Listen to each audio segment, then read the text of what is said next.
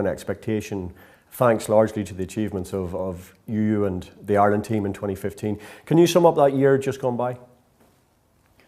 Well, yeah, I can really, from having a desperately poor Christmas last year. That really was a result of us losing to Scotland over at Celtic Park in November time, and thinking ahead, I'm talking professionally, thinking ahead then to the game against Poland in a few months' time. So that's a wretchedly long time to wait around for a game. I knew this anyway going into international management. This is what it's all about. They used to say, the old managers used to say, win before Christmas and then you're fine for a month or two. Lose the game and it's a long time. So yeah, so we had some ground to make up, and unfortunately, while we didn't lose that much ground, then draws against Poland and a draw against Scotland in June time were essentially putting us in the back foot. I never really gave up. I felt that we still had a big chance. It probably meant that that we would have to take 9 out of 12 points from the last 3 games, which is exactly what we did. But at that stage, and I also felt that Scotland's game in Georgia would be tough for them. So yeah, great turnaround, and we eventually get through. The game against Germany will, I think, live forever. And that gave us, even though a couple of days later we lost to Poland, that gave us the confidence to go into the playoffs and beat Bosnia, which was great for us. So if you're asking about a calendar year, it's worked out pretty well for all of us. On a personal, because you bring up the fact that you've obviously made this transition from a very successful club manager now to national level. You've qualified at the first time of asking for a major finals.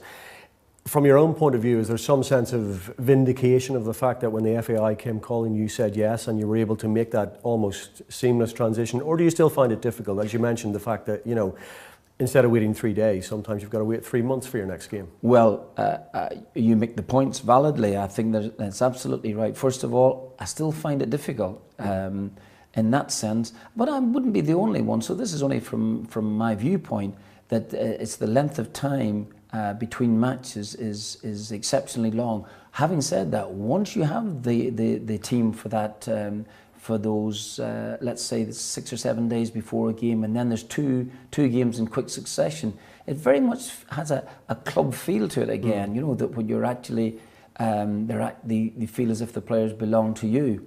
No, I think that you mentioned about the vindication. I think that's right. I think it's always a case of trying to prove people right if they've backed you, or prove people wrong if they have been forcefully against you. And yes, I did feel a sense of that. And actually, when the final whistle against Bosnia in the second game, I felt all sorts of emotions: relief that we had done it, sharing in the great delight that the fans had, and that was immediately surrounding me. And obviously that word that you've used, vindication, that John Delaney and the board had put some faith in me to try and restore a bit of confidence and a bit of self-belief about the team again. And yeah, I think all of those things seem to come to fruition. So essentially it was good, and I was delighted that it happened. You don't miss the daily grind enough to go back to it anytime soon, tell us though.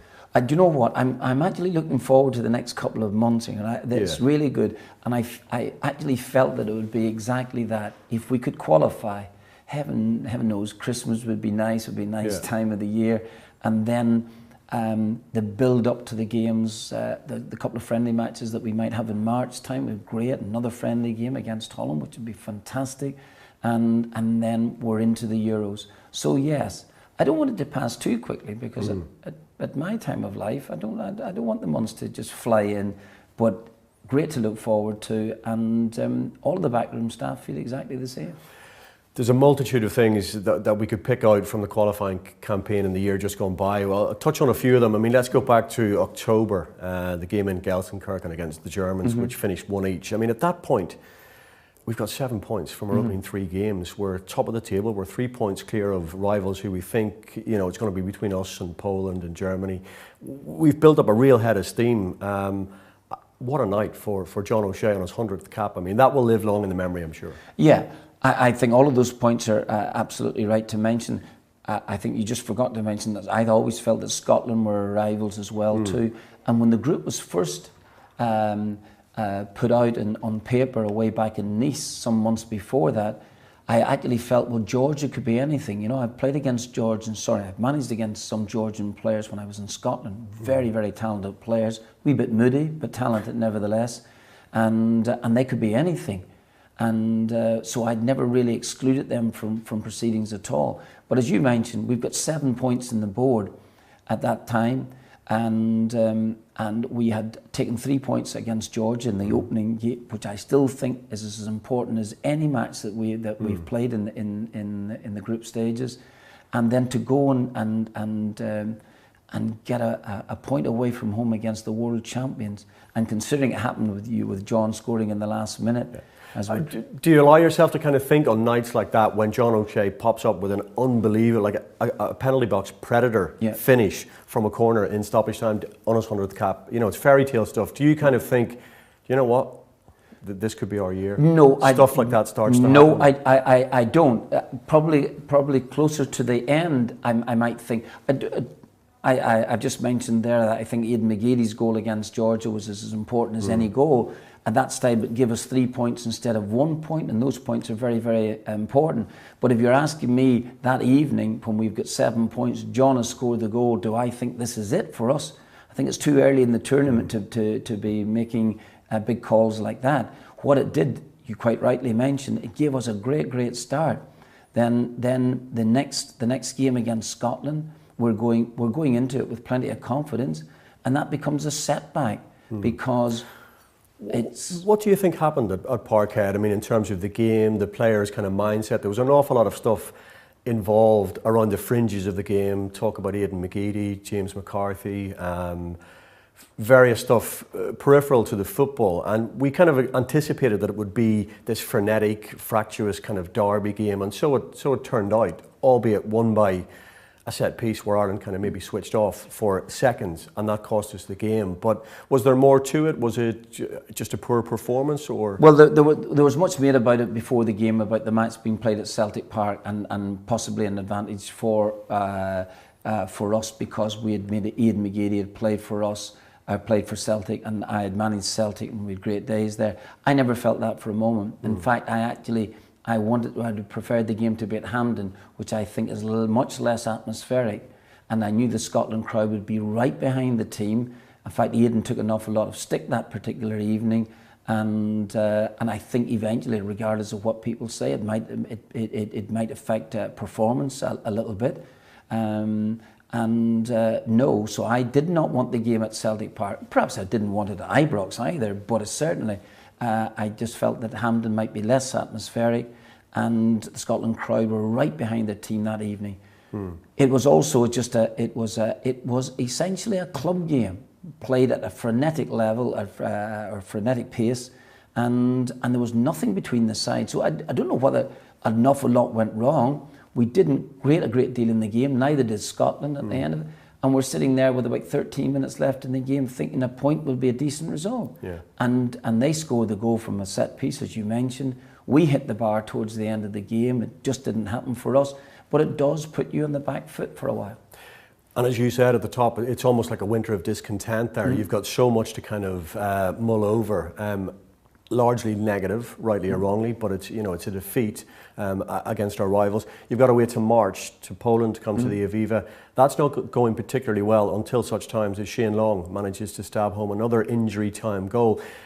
In this group, I mean, injury time goals, late goals were so vital. Is that kind of indicative of the team spirit that everyone talks about, this team that was developing? I think it was an evolution. I'm not sure that it was there from the get-go, because the team is evolving, the selections that you're making are changing, and all of a sudden it just seems that there's this habitual kind of never say die attitude.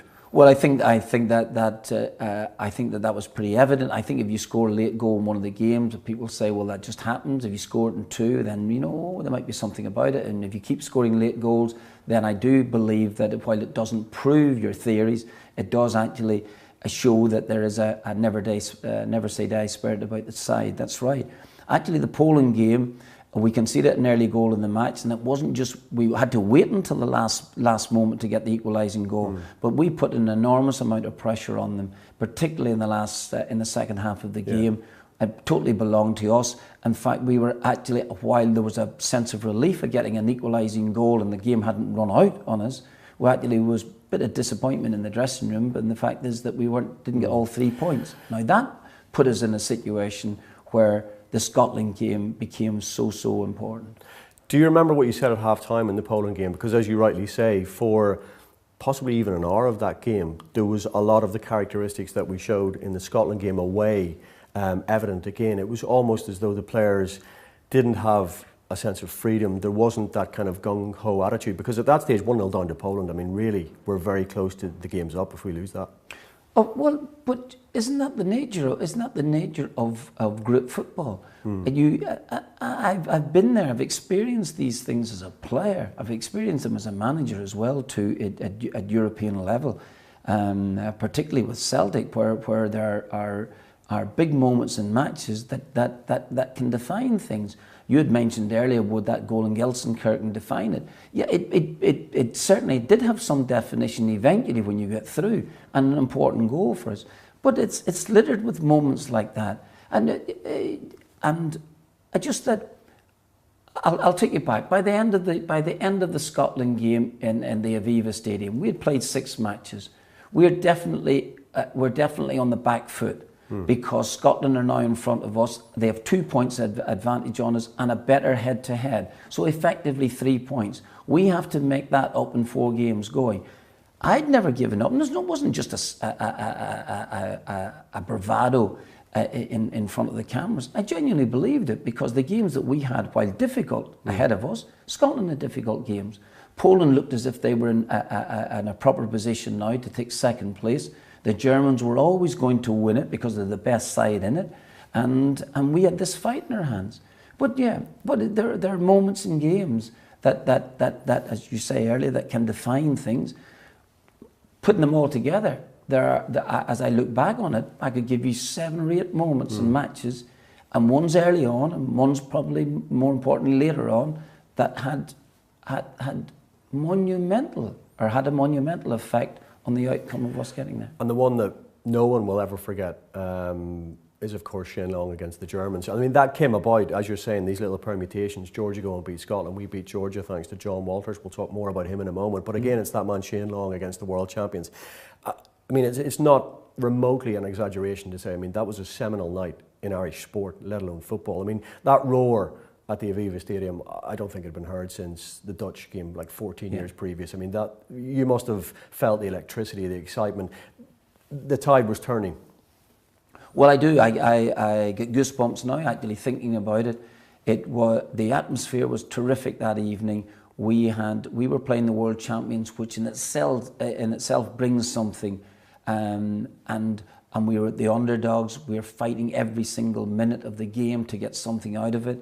I thought in the first half, I think that they overwhelmed us in many aspects, certainly with their passing play, which you sometimes expect. They overwhelm better sides than us, and that's why they're world champions. I thought in the second half that we got a bit of courage to start playing a little bit ourselves, to be a wee bit more confident with the ball.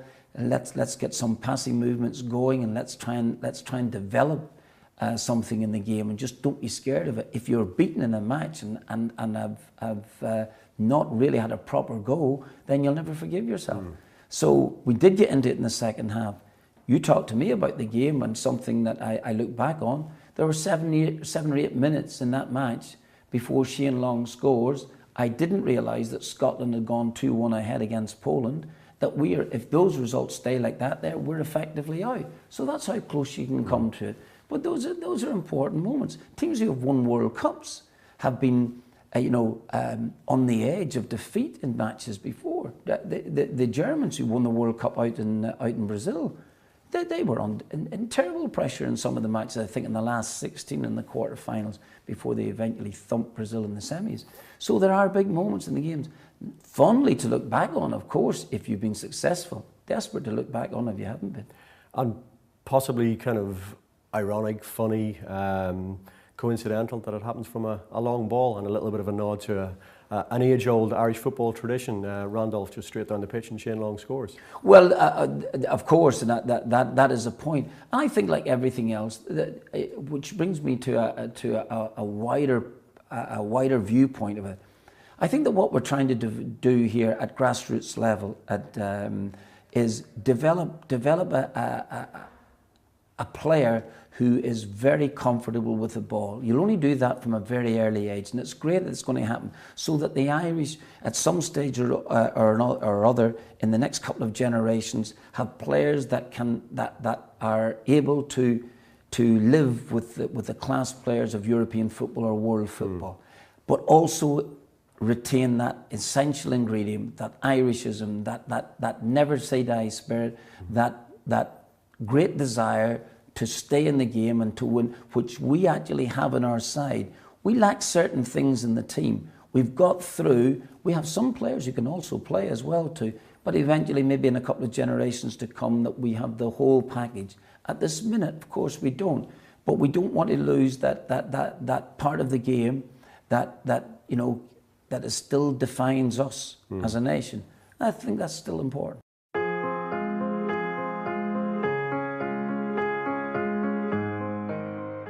When you're talking about players comfortable with the ball, who kind of, I mean, you could be talking of 3 or 4 certainly that stand out within this squad that are a little bit more naturally gifted than others. Robbie Brady would fit that category, of course. He was in the fog in Zenica against in the first leg of the playoff, scored the goal. He's really, really crucial to this squad. When he's on the ball at the Aviva or in any game, you can sense that something might well happen. He's a creative player. Will a lot of our success going forward and potentially in the Euros depend on how much we get him into the game, if we're able to play him in his best position where he can influence the game, create goals, score goals? Well, I think there are a number of points that you've hit on there. First of all, there is an evolution about our side, and where I take a bit of delight in is the fact I can see players actually progressing under us.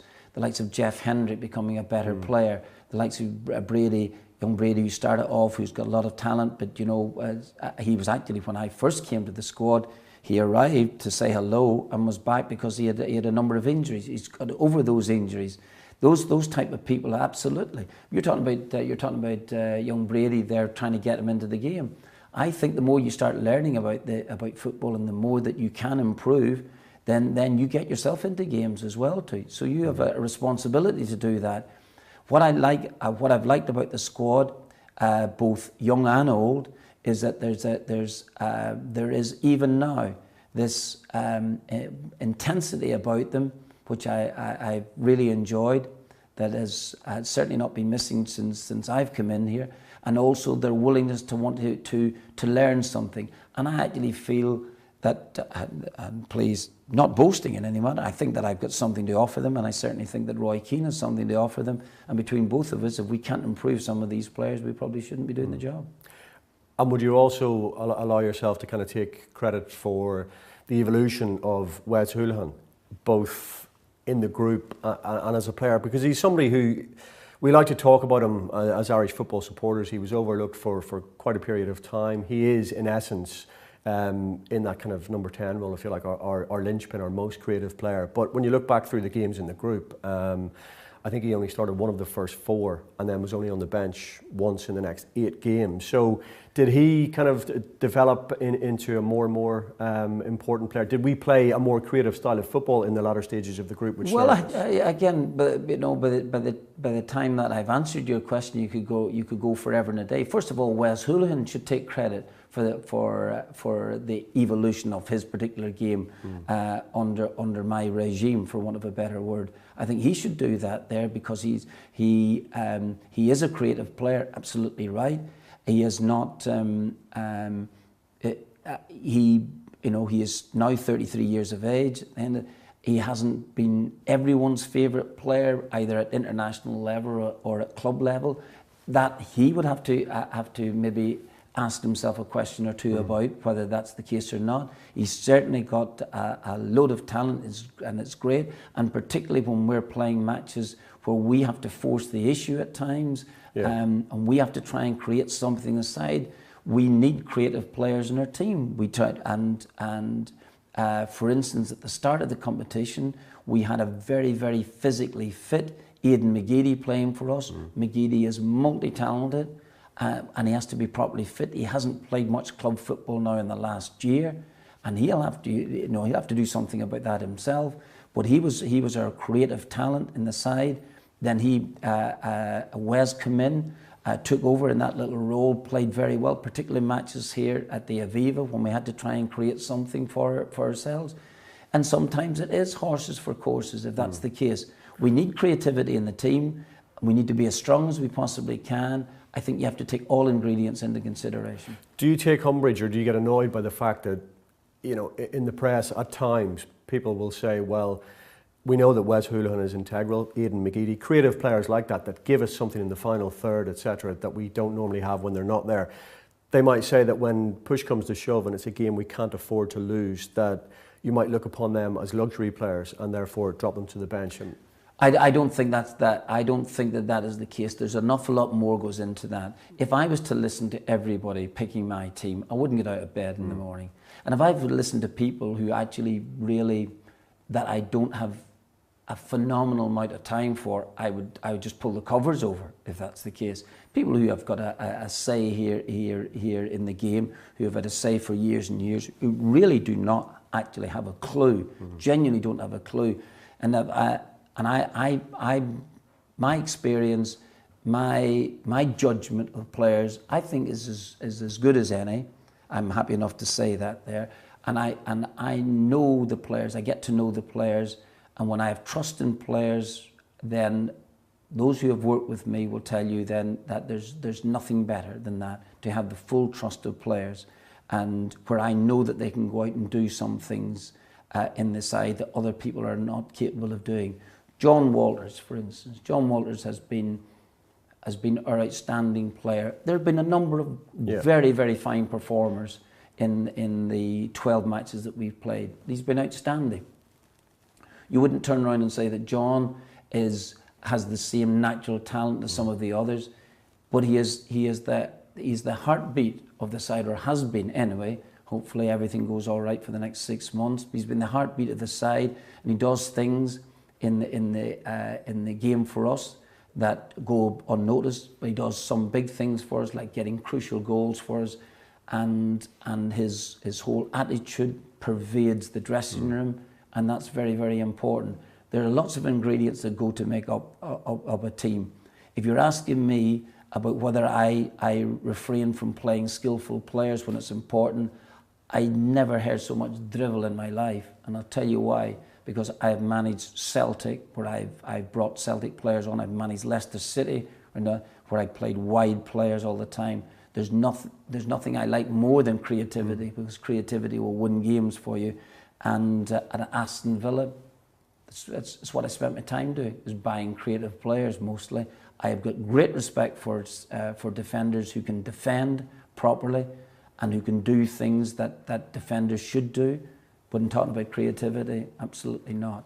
I know my team. I have a fair idea about it. I've certainly got a better idea than some pundits who don't even attend matches and are making a judgment from a studio. And I don't mind. I really genuinely don't mind a pundit having a say. If he's backing it up with some cogent argument or something that he feels that might make sense. But if he makes a judgment on something that's factually incorrect, then obviously you're going to have to question it or ignore it, or both.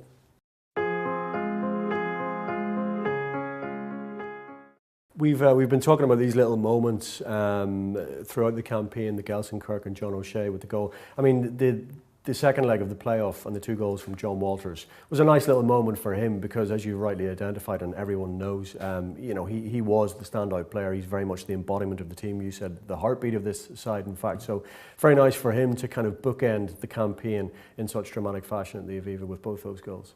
Yeah, well, he took the penalty. There's an awful lot of pressure on him taking the penalty.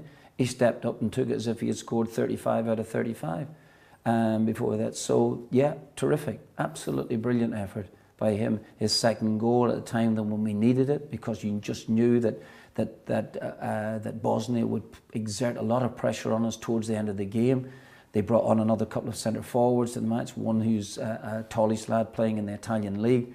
And I knew that from watching it, they will go directly, despite all their creativity on their side. They will put it in there, and they might fall upon something. They might score with 6 or 7 minutes to go and make life difficult for you. And so John's second goal in the game, expertly taken, was just another big moment.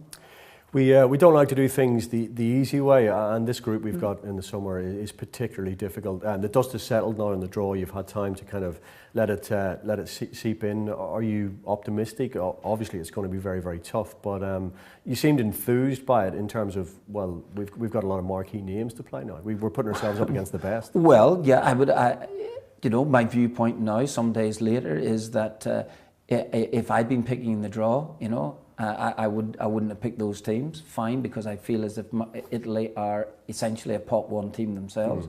So really, we're playing two pot ones. Belgium at this minute are rated the top team in the world. I mean, we all have a debate about that, but they're certainly in the top 5 or 6 if that's the case. Got a lot of good players, both defensively, midfield, and in their forwards. Really, really strong as well too. So they've got a lot going for them.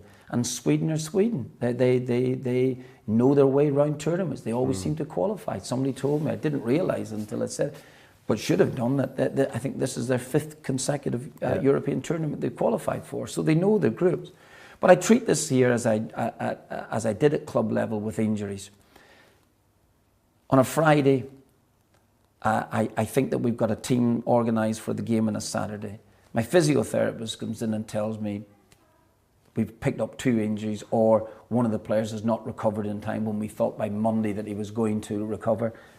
And yeah, I curse my luck and then get on with it. And that's so exactly...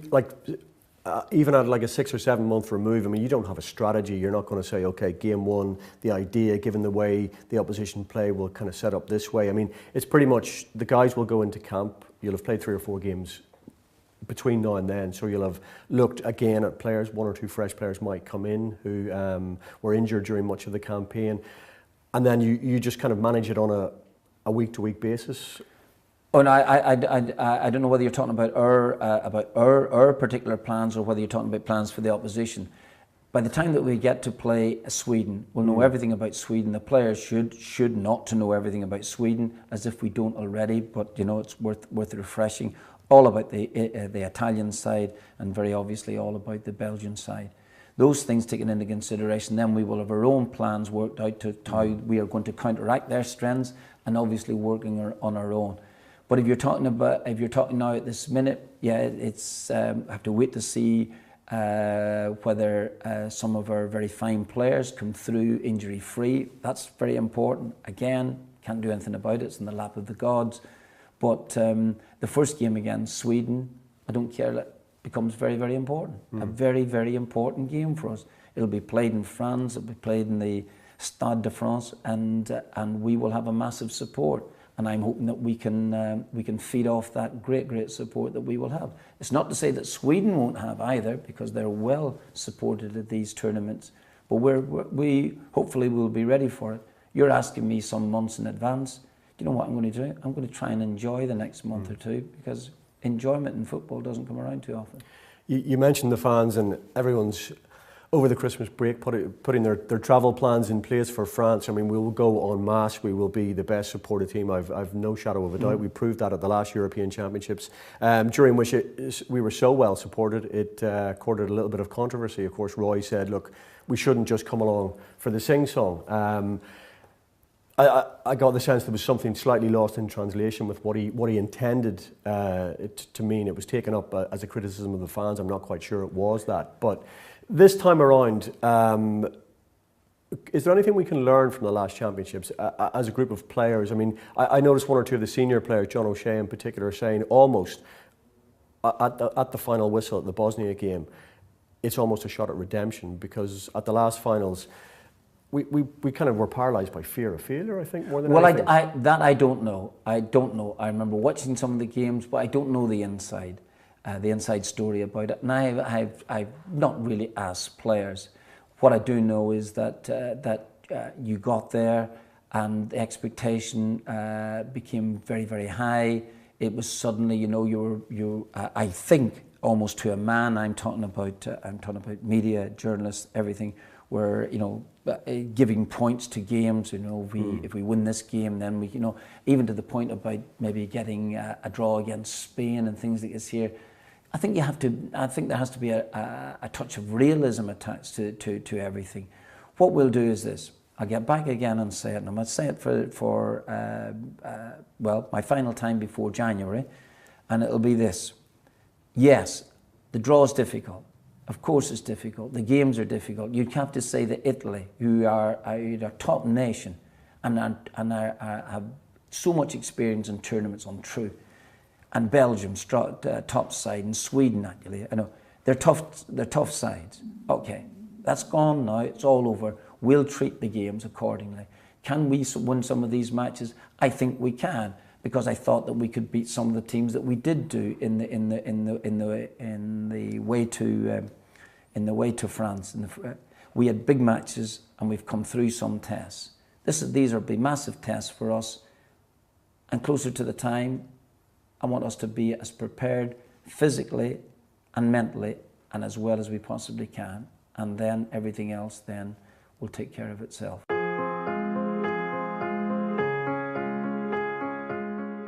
I think people are kind of semi-obsessed with your relationship with Roy. I'd like to touch on that.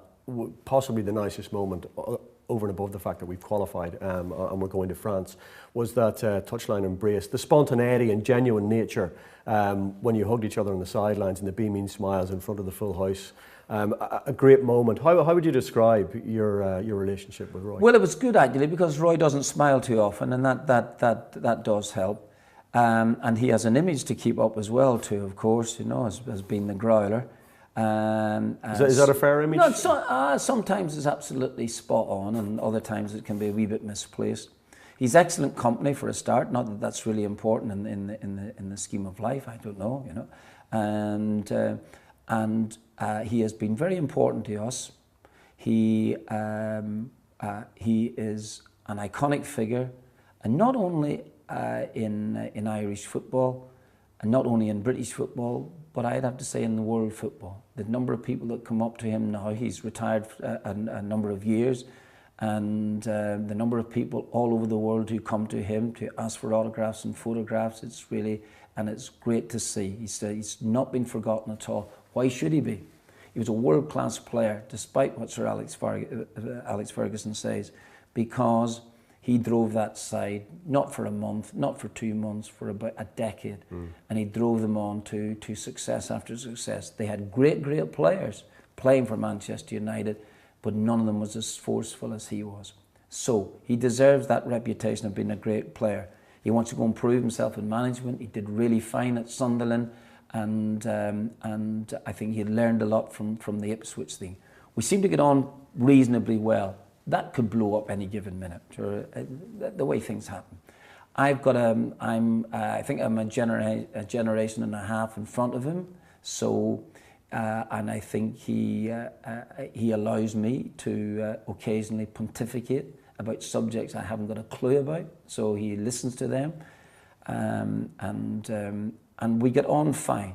Backroom staff really do get on fine, but more importantly than that, we have to try and put all that energy and enthusiasm that we both have for it into the team. And so far, so good. Who knows what might happen in the future? It's kind of sounding like you're describing a slightly fractious relationship between two people who... No, it's not. Any relationship can be. Any given two like-minded people who are quite similar. Yeah, I think we're like-minded in certain things. I think we're poles apart in other things at the end of the day. But that's characters. Am I delighted that he's come on board? Absolutely. And do you know what? I think certainly the backroom staff are as well too, but most importantly are the players. Yes. Yeah, because it must have been, I won't call it a risk because you do a risk assessment, and obviously you would have established at the get-go, because it was an immediate decision, one that you were absolutely keen from day one, was possibly a deal breaker in terms of saying yes or no to the job. Therefore, you must have assumed that his role with the players would outweigh any potential downside or stresses in a working relationship. I mean, what's his most valuable asset? You've described him as an icon of the world game and so on. But here's the one that I probably would have felt might have got some difficulty during the time, and it would have been Roy as a manager, young manager as he was at Sunderland and at Ipswich, and he had been making decisions. This is the point. Now he wasn't going to make the final decision.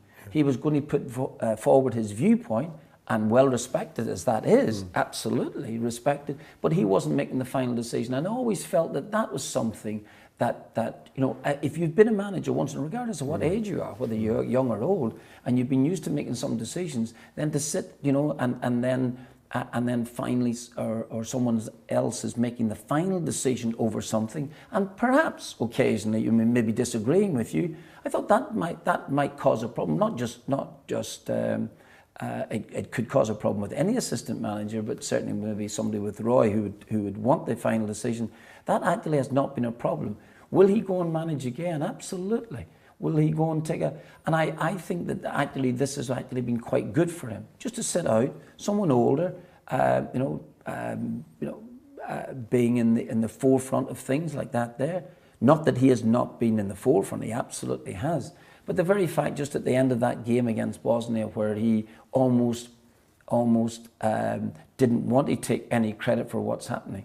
We know he's been excellent. He's been excellent for me, he's been excellent for the team, and I believe he's been excellent for the nation.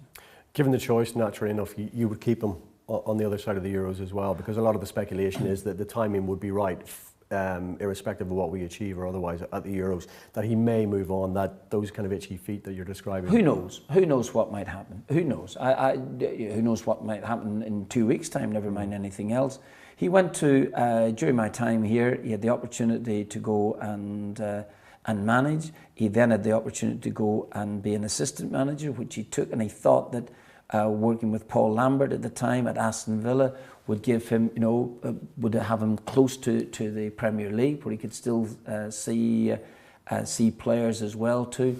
But it was, and I think it's a difficult old job. Particularly, he didn't have any summer break as well. He went straight from us in our tour of America straight to America again. I think it was to join up with Paul and Aston Villa. There was no real break time, and I felt that this was almost a different role. Fine to be an assistant to me at international level. Then he was working on a day-to-day basis with Paul, and I think then it opened his eyes to certain things. And he's come back into the fold again. He'll go and manage again, but as I said, who knows what might develop in the time. And I'm quite sure that he will be very successful. Your own situation, of course, is up for review in terms of your contract. The signs seem to be that will be sorted sooner rather than later, possibly in January. Are you in a position now with this Irish team that you're part of a process that you want to stick with, that you're happy with the squad of players you have, with being able to put your imprint on the team? You're taking us to a finals. You would suggest that you would like to kind of leave a legacy here and stay for the long term? Well, contrary to certain opinions a way back, when I took the job in the first place, any deliberation on my part was not to not have this job, which is a great honour to manage the Republic of Ireland. Genuinely, it's a great honour to do so, and to follow in the footsteps of some excellent managers in the past. It's really great. But it was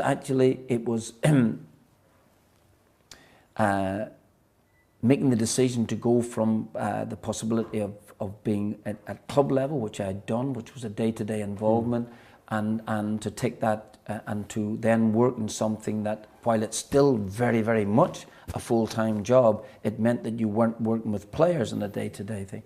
And I've talked to other managers who've had more experience at international level than myself, and who are older than me, and who all have felt the same thing. Spoke to Roy Hodgson about it. He still finds it a wee bit strange that he's not going to work on a Monday, or going to work in the sense of not going in. He's going to an office perhaps at times, rather than going to a training session. So those things do take a wee bit of time to get used to. Do I enjoy the job? Absolutely. I enjoy the job even more now that we've qualified, like everything else. And the trials and tribulations over the last couple of years, certainly since the competition started, the criticism, as you've mentioned earlier, the criticism been quite severe. But then I worked in Scotland for a number of years, so, and I was nearly going to say it was pretty severe then, but you boys can match them any given time. Yeah. And when you over Christmas, when you ignore those empty vessels making a lot of noise, some more adroit in terms of their punditry than others, what do you do to kind of relax and unwind and close them all out and say, okay, well, this is Martin O'Neill time? Well, funnily enough, I had a daughter who got married there just about, as we've done this year, about 10 days ago. And do you know what? I actually thought the moment that we qualified, when that final whistle went against Bosnia, I thought, I'm actually going to enjoy this wedding now. Because that was hanging over, and while I'm sure it would be great, and it turned out it was great, really great, that was like almost like the second thought that came in. I'm actually going to enjoy this wedding. I'm not going to be morose. I'm not going to have another useless Christmas. My Christmases are never useless, I must admit, but and I'm making more of it than I say. But what I'm talking about is to say there was going to be some enjoyment attached to it. So in terms of this, yeah, I think there's a struggle with the in-laws as to who is getting my daughter for Christmas, whether she comes to us or whether she goes down there, and that'll be interesting. That'll be a big decision to see where her loyalties lie, and whether I ever speak to them again or not. So Christmas is fine. It's my favourite time of the year. I love it, and it's also my daughter's favourite time of the year. I really do love it. I love it, and I hopefully, health-wise, if I stay okay, then I'll enjoy it this year. But particularly to know, and the thing that I possibly missed out on, that I've seen in the past, the Republic of Ireland fans going en masse to these events that they've qualified for. And you know what? I'm going to be part of this now. And I think that's the great thing. And I would look forward to that. And that is something that will stand with me over the next couple of months as I start to visualize France and what it's going to be like. And I think that would be the great thing. And I'm actually part of this crowd going there to France. You mentioned there to enjoy themselves. I think there'll be enjoyment of that there, but we'll go with a wee bit of determination to try and do well, and try and maybe try and rectify things. Although that's not the important thing to me. Try and play well, and see how we get on. The games are difficult, but closer to the time, I'll probably be back up to my very upbeat best and think we're capable of winning it. Delighted, Martin, to hear that you're going to enjoy your Christmas, and I think it's fairly safe to say that a lot of people are going to enjoy their Christmases a lot more thanks to what you've done, what your team has done. No, I appreciate that, Conor. Thank you very much. We're looking forward to 2016.